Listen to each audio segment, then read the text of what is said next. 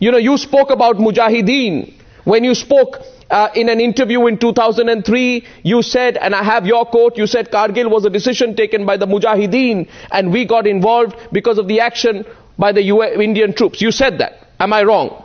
You said that. Yes. Yes. Yes. That is right. If that is the case. That is right. I said that. If that is the case. I maintain it. Because Mujahideen were there. Yeah. These Mujahideens are already, because of the freedom struggle in Kashmir. یہ freedom fighters تھے جی north light infantry تھی فوجی جوان تھے کون تھے یہ northern light infantry بھی تھی اور فوجی جوان بھی تھے اس کے اندر فوج کی یونٹس بھی تھیں لائٹ انفنٹری بھی تھی ناردرن لائٹ انفنٹری وہ بھی فوجی ہیں ٹھیک اور یہ مجاہدین وغیرہ کوئی نہیں تھے سر یہ مشرف صاحب نے اپنی کتاب میں یہ بھی لکھا کہ 1998 میں ہمیں پتا چل گیا تھا کہ ہندوستان مزید اوفینسیوز کرنے جا رہا ہے اس کے جواب میں یہ کام کیا گیا ہے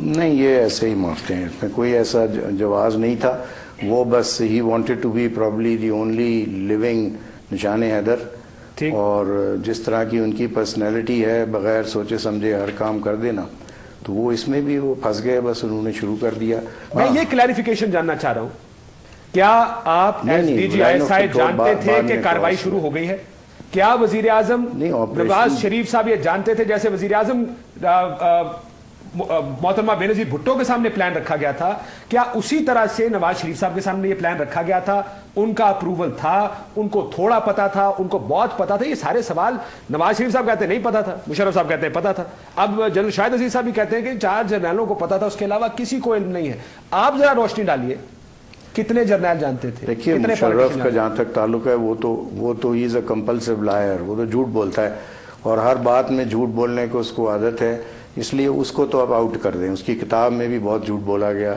اور جو کچھ کہہ رہا ہے وہ بھی آپ یو کین ناٹ ایکسیپٹڈ کہ یہ سچ بول رہا ہے جہاں